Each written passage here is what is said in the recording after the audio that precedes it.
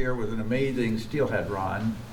That was out of the blue. I mean, the year before we had, what, 1,500 steelhead came over Willamette Falls. This year we had 20,000, and a whole bunch of them showed up on the McKenzie River. We ended up counting somewhere between 6,000 and 7,000 steelhead in the McKenzie River, and most of those went over Leeburg Dam. That might be a little bit of a inflated number, mainly because we put some tags in some of those steelhead and we saw them again. So they were going up and making circles, going up through the dam. But at the same time, we had, you know, you guys probably saw it, it was a fabulous fishery upstream of Leeburg Dam. So no guarantees for this next year, but we did release 108,000 fish in 2023. Those fish should be coming back for this year. If the survival was good, who knows what we get.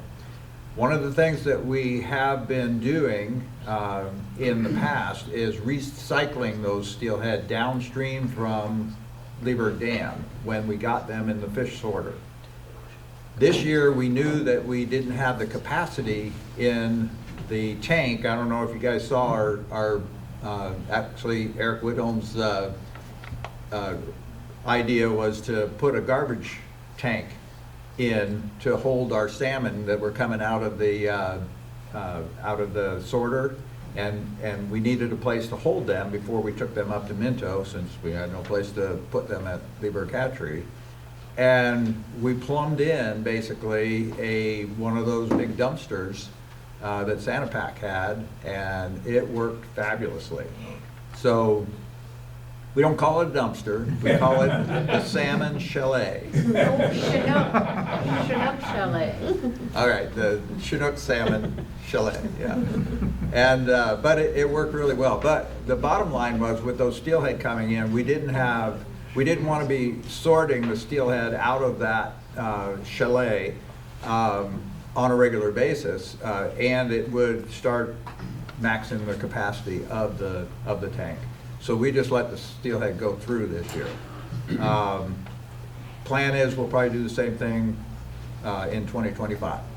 So if we do have a good run of steelhead, you'll have a shot at them upstream.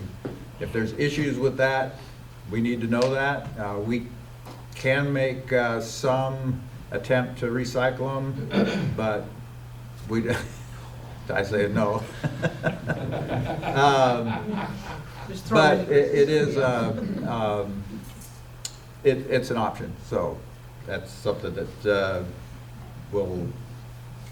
we'd love to hear from you on. The Chinook run last year was it was actually not as bad as what we thought it might be when it first started. We ended up with over 1,200 wild Chinook. We were worried that it was going to be one of the lowest wild runs on record. As it turns out, we didn't see a bunch of fish come through on the right bank ladder in our recordings until later in the summer, and we picked up a pretty good number of fish after the fact. You know, they had already passed through there, and we just didn't realize it. And so we ended up with on the low end of average run of wild salmon. The hatchery Chinook run was not all that great. We ended up, as you know, closing the season in early July, mainly because we were afraid we were not going to get broodstock, enough broodstock for production. And sure enough, we didn't. And so, in fact, we're about half on our broodstock egg numbers that are being held at McKenzie right now. Yes. So that was a combination of having a real low number of females come back to the facility, to the sorter, and we lost a bunch of them because of some problems that we had with not having treatment options at Minto that we normally would have if we had them at Lieberg. So regardless, we have what we have, and we're gonna rear them the best we can, and it'll probably be about half of the 605,000 smolts that we normally put out, be about half of that we'll actually put out for release in the spring of 2026. So that'll be a ways out before they come back, but heads up, that's probably going to be a low run also. As for the percentage of hatchery fish, oh, go ahead, Ty. Why wait so long to close it when you know your Oregon City numbers are so low? We actually didn't know that it was that low. Remember I told you we didn't have the tapes read down there? That was kind of it's something we took care of this year for 2025. We don't have a person that was actually dedicated to that with ODFW. We do now. That person is being paid for by the Corps of Engineers, and we will have those numbers this year. But yeah, it's a good question, and we actually are we're planning on maybe not having a fishery on salmon after July 15th, just like the old days. You know, we had a closure on the 15th of July forever, and then I changed it, and because we had lots of salmon and we had a differential fishery, letting the wild fish go through and having the hatchery fish, we wanted to harvest as many as we could when we had a salmon trap and salmon hatchery working. But that's not the case now, and so we're thinking about just closing the fishery on the 15th, making that call early, just like I said. So, hey Jeff, how's the reproduction on these new, like the South Fork restoration and Fin Rock, the red? How's the natural reproduction doing? The red counts were down a little bit this year, but they used all of that area. The Fin Rock Reach got a lot of salmon into it. The South Fork got quite a few, not as many as that first year, but and then we had it was really interesting looking at the reds upstream from the South Fork.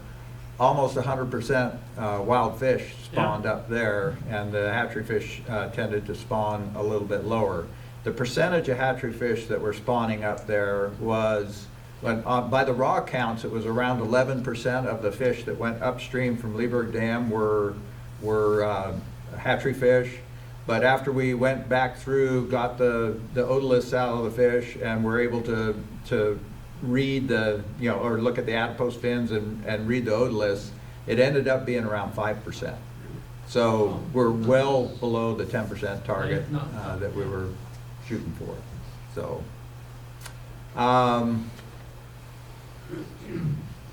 think that might have been, one other thing that you guys probably were well aware of was that there were a lot of bull trout in the system this year. And I got reports last year, in the summertime of bull trout, being caught like crazy on some of these, especially the upper runs up there. And as it turns out, we had our crew up there moving bull trout over Trailbridge Dam, hook and lining just below the dam, trying to get as many as we could. The ones that were trapped down there to go upstream and spawn. They got 46 bull trout, moved them upstream, which is the highest number they'd ever got, hook and line through there. And we got a pretty good number of reds then upstream from Trailbridge Dam. So that bull trout population is holding its own pretty well. And they are providing recreation, even though it is closed to angling for bull trout in the Willamette Basin. And I had somebody inquire the other day about going fishing above Cougar Reservoir, and he had heard that it was really good bull trout fishing up there, and they come to a fly really well, and he was going to go up there and catch the fish. And I said, calm down, it's not legal for you to go up there and target those fish.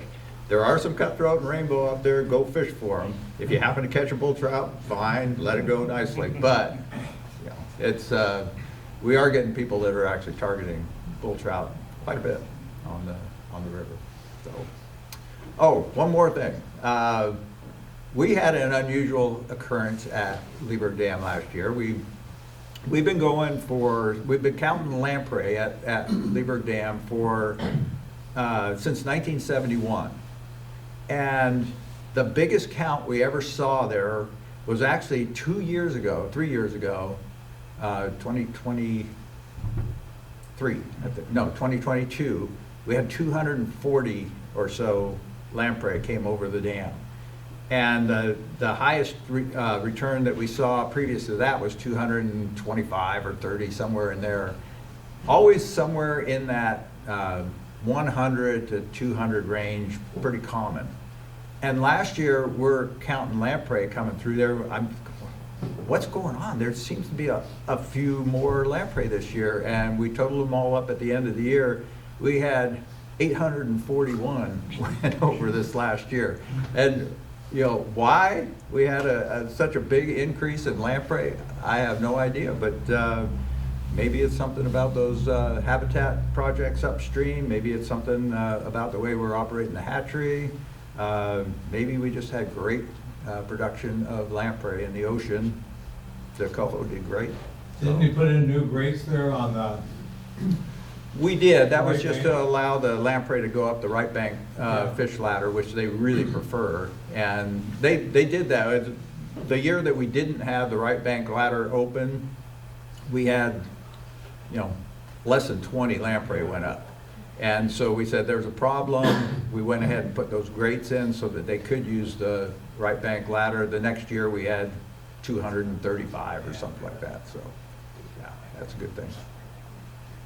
Steelhead eggs and smolt, I got the three, thoughts. So is that impacted by the dam hatchery being closed? You still get as many as you want? Does it matter for that? The steelhead? Correct.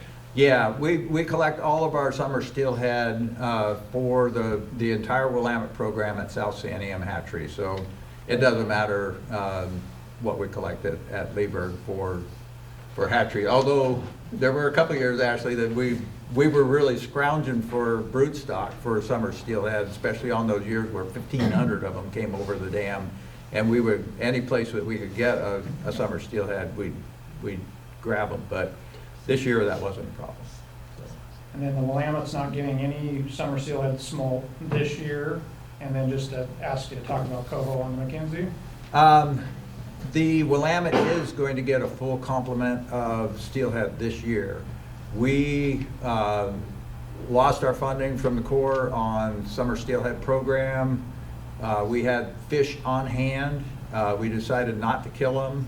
We stole from other pots of ODFW funds, so other things didn't get funded, but we reared those fish full term, so we do have the entire amount of production that we have for the Willamette River Town Run and the Middle Fork, which is around 155,000 smolts. So those fish will be released this spring in April. What we don't know is where we're going to get the money for 2026 releases. Okay. Those fry or the eggs have been taken from the fish, but we don't know if we have funds to rear those fish. So, I was going to do the coho before that. So. I had a question on the steelhead, but you can do coho first. Okay, well, let's continue with the steelhead. So. You mentioned the town run. I think I remember when we talked years ago, you were saying that you figured out that the fish that stay in town are the ones that you bring over from Roaring River, Correct. right? Is that still going to be happening going forward, or is that what's the difference? I mean, because there's no funding for the hatchery extra, right? Correct. Going forward, but what's the status of that Roaring River? Well, it actually doesn't matter which hatchery they come out of. It's the funding from the Corps of Engineers that's missing. Okay. And so when we move those fish from Lieberg or Willamette to Roaring River, the funding went with them. And so, yes, those fish are coming out of Roaring River, the ones for the town run. And you're right, the town run fish are if we didn't have that Roaring River component in there, they wouldn't come back there and stick like they do. I don't believe, so, yeah. Go ahead, Steve. Steelhead, okay.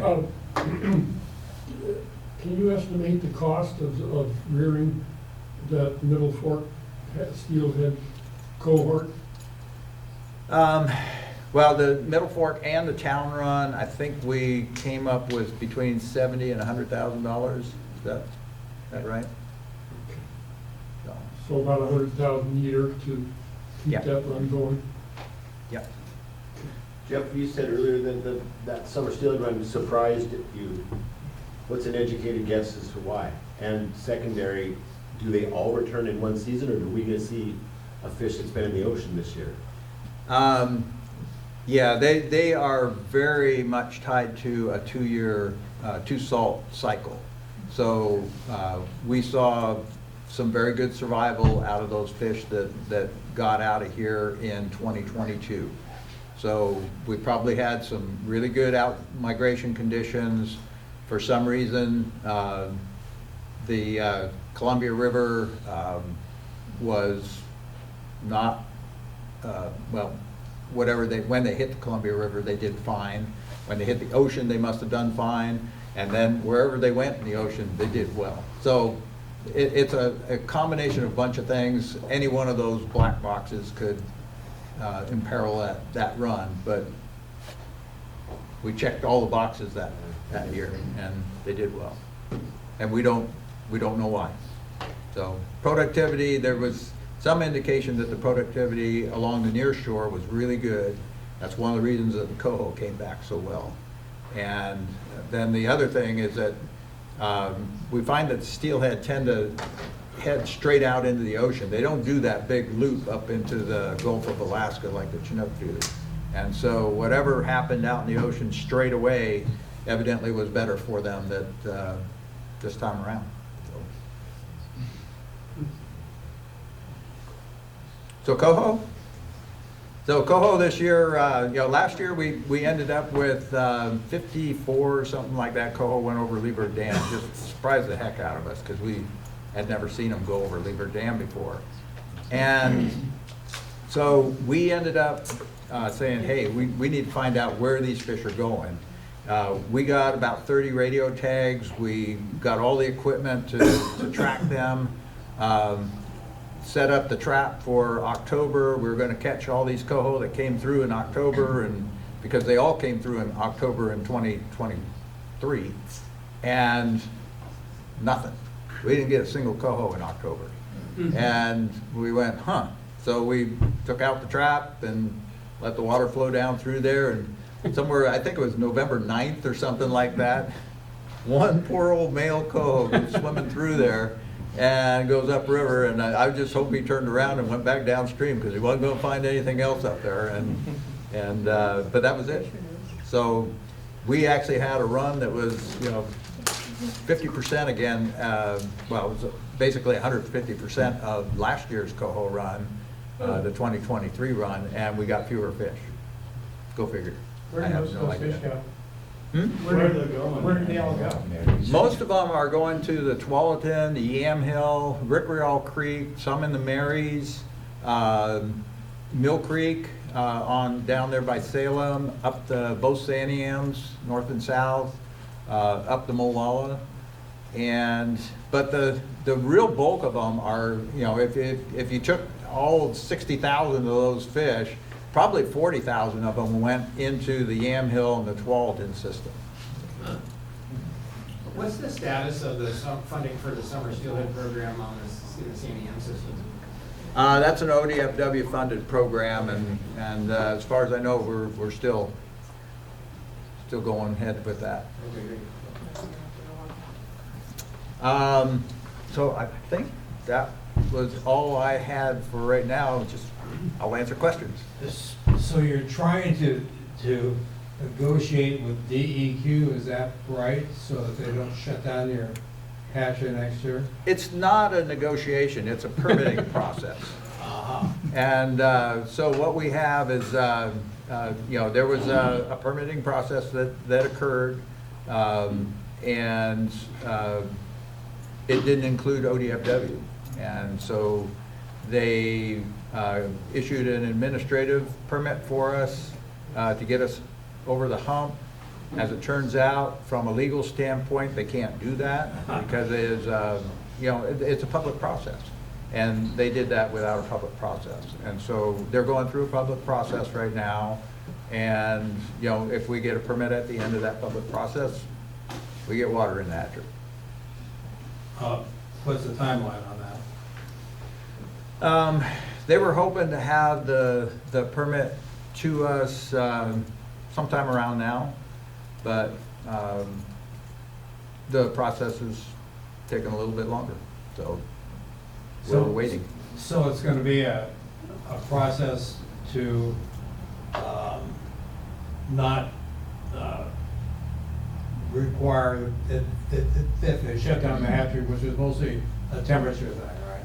Yes, and it's, what it is DEQ has some basic criteria for temperature, and one of them is for spawning. I think it's 54 degrees.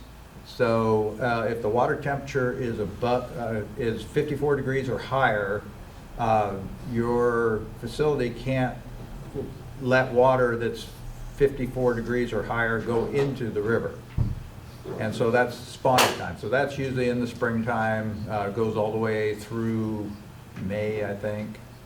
And then there's another criteria that they have for about 60 degrees that is for rearing conditions for salmon and trout and other salmonids.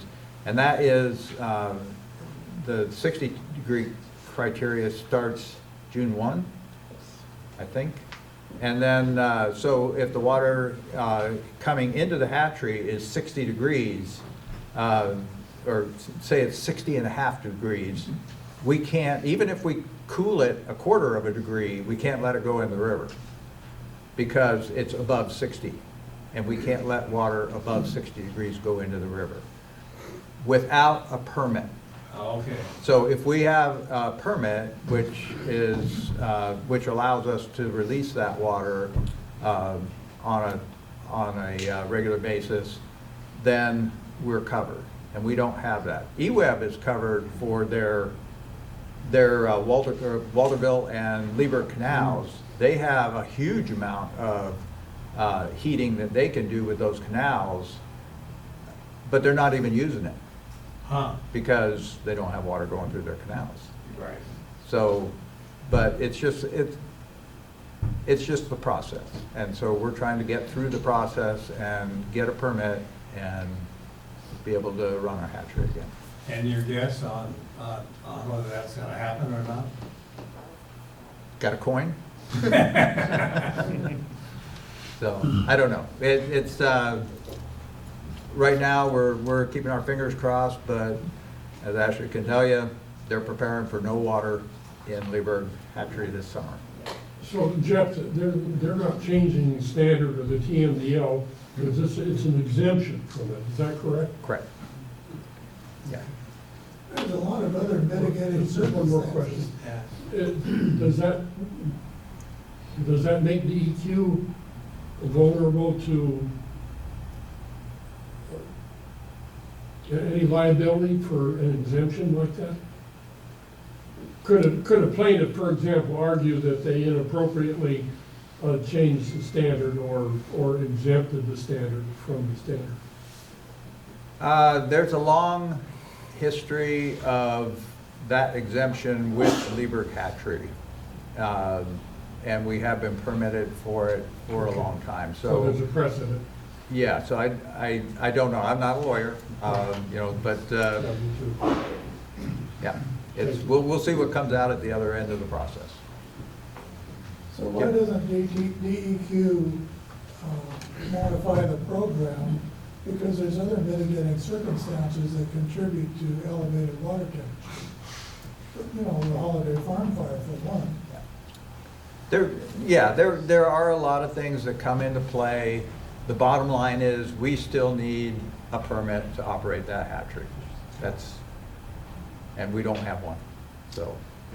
And that need was triggered by a lawsuit or a complaint or, because you didn't used to have to do that. I know that, No, we have had a permit for a long oh, time. we've had it. Yeah, okay. discharge permit has been with the hatchery for as long as the, what's the EPA, the EPA has those water quality standards, and so as soon as we had the, I'm trying to remember which act it was, but it was the Clean Water Act that laid out the process and what we could and couldn't do. And so they're just following the rule of the land and the laws of the land. So we're in a tough spot, but we're working with what we have, so. Just out of curiosity, do you have a scientific study or a realistic of how much temperature you add to the hatchery process? Yes. Does it go up a degree, 2 degrees? Actually, can tell you just exactly what we do. Yeah, just curious.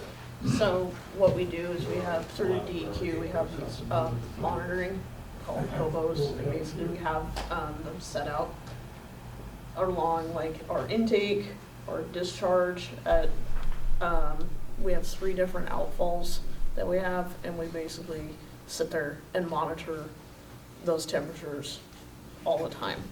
And like Jeff said, more often than not, in the high, temperatures of summer, we're actually cooling the water, but we don't get any credit for that, so. Does that kind of answer? I just wondered what that delta was of Oh, it's, inflow to outflow. for, the variance is, I believe, 3 degrees Celsius, so it's like 16 degrees Celsius in the summer, 13 in the winter. So the hatchery does how many degrees? That, the water coming in is basically the water going out. Yeah. Like Ashley was There's saying, they don't not change the temperature of the No. water. Okay. We It's just actually that- cool it at a point, like, So we've the- never really heated it up, and if we heat it up or it's going through, like in our abatement ponds is where we were having our biggest issues. Because when the holiday farm fire came through, it burned up all the trees around there. If you go to the hatchery now, you'll see that we tried a lot of ideas, but what we have now are hexagonal floats. Basically, they're these plastic floats that interlock together, and they are carbon fiber black, so they don't allow sunlight to penetrate into the abatement, which not only keeps the water cool, but it prevents any chemical reactions that may happen in the pond that produce any algae or anything like that. So once we put that in, there was just maybe when we didn't have it, it was like a degree. Like, it was not a lot, but once we put these, and we have it, I think we actually have a chart that shows, because we left one pond uncovered and we left one covered, and it was so dramatic of, we cooled the water even more putting these covers on, so we're doing the best we can, and like I said, even when it was coming in warm or going out warm, it was like a degree maybe. Yeah, okay. But just because it was not much, they nailed us on it, so. It's not having a big effect on the river, if any at all. And so, Yeah. but the bottom line is we still need a permit, so. Yeah. Does that keep the ospreys out too? Those blocks on the water? Oh, they don't, osprey don't bother with our abatement pond.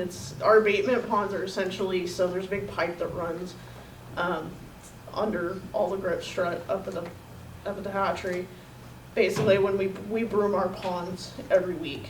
Well, we can't just discharge that dirty water out into the river. Oh, So okay. what we have is we have knife gates that open up on this pipe. The water, it draws the water in and sends it straight out to our abatements, where all the sediment, food, feces, whatever, settles. And then there's a 3-stage outlet at the end of the abatement ponds, and so the water butts up to a weir, and so all the clean water just kind of tops over that weir, goes out. Everything else settles in the pond. Every 2 years we drain these ponds and we pull everything out and we send it up to Whitewater Ranch and they use it for their Christmas trees as fertilizer, so, yeah. Fishman's trees. Yeah. Yeah. Any other questions, any subjects? I got one quick one. As a biologist, and have way more info than I got, and way more access to data than I could ever have, do you see an increase with the 10 miles of canals being closed down now as far as habitat? When I see the increase in boat trout, which I've seen in the last couple of years, not just this year, I'm thinking, oh, there's cooler water, they're staying on the lower river longer, and now we're seeing them up there because they can take their time in their migration. Same with native rainbows. I've seen much better native rainbow fishing in through April and May, June, than we used to see when the canals were taking 50% of the water.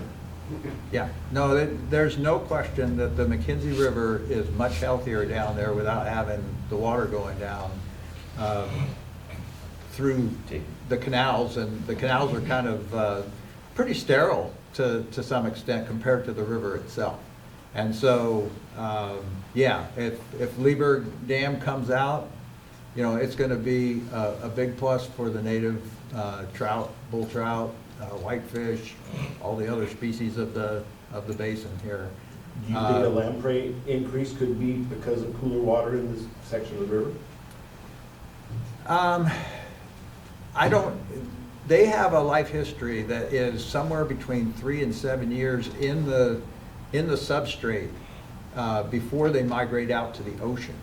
And so I don't think there's been enough time for that to have occurred that quickly and be part of that increase. There were some other things happening already, I think, so, yeah.